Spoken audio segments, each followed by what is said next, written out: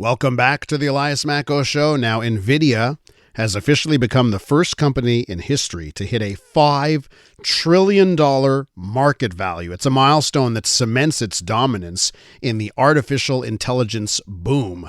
The once niche chip maker is now the backbone of global artificial intelligence. It's seen its stock price increase 12-fold since the launch of ChatGPT in 2022. Nvidia is now worth two Canadas. I mean that. If you took the entire Canadian economy and multiplied it by 2, Nvidia's worth more than that.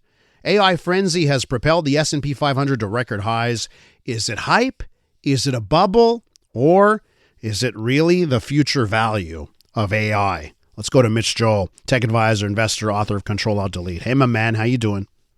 I'm doing great. Great to connect. Thanks for having me. So what do you say? Nvidia, NVDA, stock ticker, down 2.5% this morning, by the way, for those of you keeping score. What do you say, Mitch? Are we in a bubble here, or is this just where the future is going? Look, we've seen Apple and Microsoft hit the $4 trillion mark in recent months. What I think is exceptionally staggering here is that it took just a couple of months to get from 4 trillion to 5 trillion in a world where I can't remember who, but whoever broke the 7-minute mile or whatever that story is, and then suddenly everybody started doing it. Roger Bannister. Yeah. We'd been speaking for years about what will be the first company to hit $1 trillion market capitalization mark, and we thought it's going to be crazy and who knows. And suddenly when one broke that barrier, all of them start piling in. And then you just see the nature of, or maybe the disconnect between Main Street and Wall Street here, where we're talking about a company jumping $1 trillion in market capitalization in only a few months now in this cycle. And so it's not hard to sit back and say we must be in some type of bubble that will in somehow moment of time have some type of adjustment.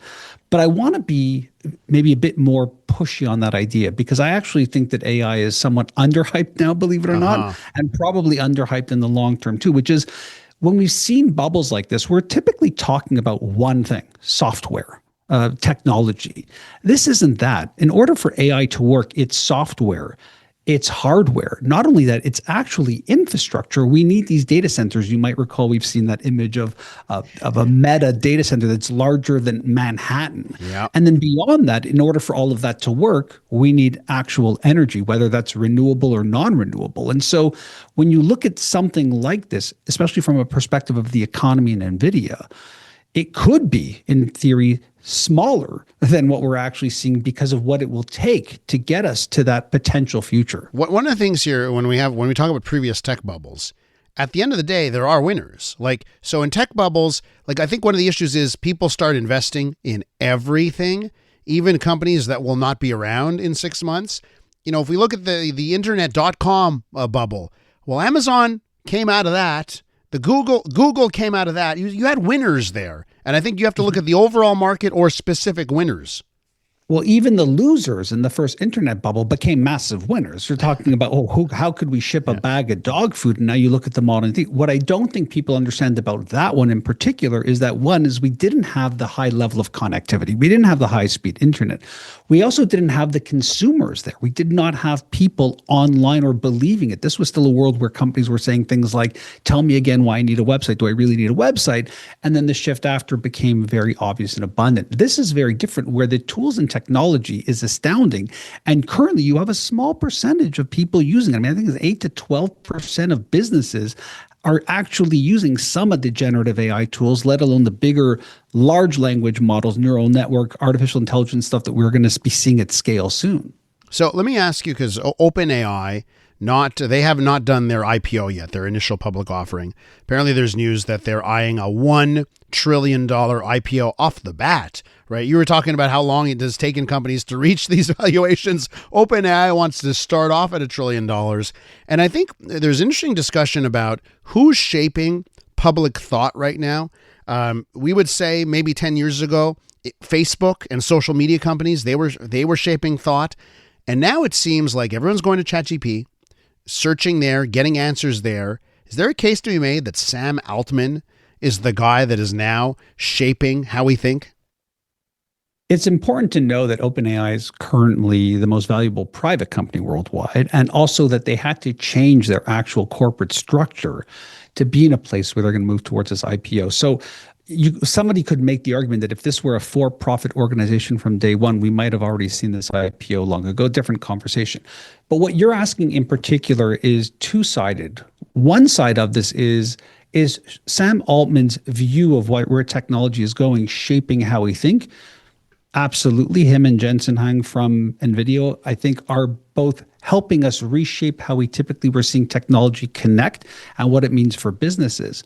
What I think is even greater is how the technology of AI, in particular what OpenAI is doing with ChatGPT, is starting to shape and actually curate our actual identities for us, because it's creating information. It's giving us coaching habits. It's giving us companionship. That's very different from me being on Facebook or Instagram, sharing my images and my thoughts and hoping that I get some type of social acceptance or interest from other people, almost validating my ego. This is different, where we're using it privately to actually help us coach ourselves, to help us parent, to help us in relationships. That's where I think Altman and OpenAI and ChatGPT in particular is very much going to be a dynamic part of not just who we are, but what this means for society. So, we've discussed Nvidia and we've discussed OpenAI here, and clearly they're leaders. We talked about the hardware side of things, the software side of things. They're leaders right now in the AI space. Do you think we're going to end up with one winner or a couple winners, or there'll be multiple winners? How do you see this play out? With look at the resources Google's putting into AI. That's a big company. How do you think we're going to have one or two winners, or lots of winners in the AI world? It seems to me at this current state that there's going to be lots of winners across different functions. Absolutely. Just think about data centers. People have companies like Schneider, they're building these data centers. They're going to have tremendous power. If it's in fact true that Meta, as an example, is building this data center, if it's true that Elon Musk is building these multiple data centers, even at a Starbase for what SpaceX will require, all of those, if you can imagine it economically, become some type of mini or large Bentonville. The idea that Walmart, essentially in Bentonville, built communities, schools, employment, cafes. So if you think about it from that perspective and the scale of which we're talking about it, it only seems logical that there will be many players. Yeah. What we're seeing with Nvidia and OpenAI right now is somewhat unique in the sense of how much market dominance they have. But I would make the argument that Google has done a fantastic job of shifting that business model. I wouldn't bet against them any day of the week. I would not. Even Apple. is it too late to get bet against Apple? I don't think it's. By the way, on Apple, it's, to me, I think software-wise, this company's like Apple right now is lost on the software side of things. It's the hardware. Like, some of their chips are really outrageous, even for AI. They just don't have any good software. That's why they're going to other companies. Mitch, before I let you go, do you like fried chicken? I do. Yeah, I try not to eat it as much, but of course, who doesn't like fried chicken? I'm going to read you a story that came. Now, by the way, we've talked about stock price and that kind of stuff. I just want to point out, people, don't gamble on the stock market. It's a fool's errand. None of this stuff that I'm hearing about people, we're going to bet against markets, like, good luck with that. But let me just give you a tale of warning here that relates to Nvidia and fried chicken. So a post on the popular Reddit forum, Wall Street Bets, and this person writes, "I've lost everything, and I don't know how I'm going to continue. This week, I lost $472,000 short selling Korean fried chicken companies." And they say they did a lot of research, the declining Korean population, a trend towards healthier food. I did research, so I determined this would be a lucrative play. And then earlier this week, the CEO of Nvidia, Jensen Huang, was in South Korea. He went to a fried chicken shop. He bought the entire restaurant. He said, "Hey, everyone, dinner's on me." Bought everyone beer and fried chicken. CEO of Samsung and Hyundai. It was quite the PR moment. So all the fried chicken stocks went up en masse. This guy lost his shirt.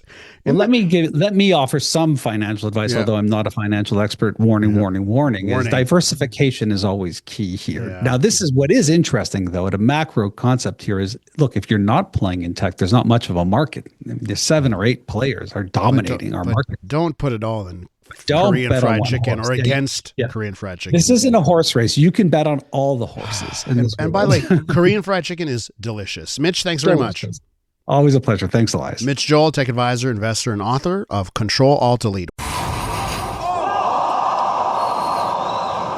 I'm Dylan Playfair. And I'm Tyler Smith. We're putting loneliness in the penalty box by talking to some of our favorite athletes about the importance of friendship. This is Bromance. Bromance is brought to you by Charm Diamond Centers, proudly Canadian-owned and operated. Charm has been part of your love stories and bromances for over 50 years. And you can find Bromance on the iHeartRadio network or wherever you get your podcasts.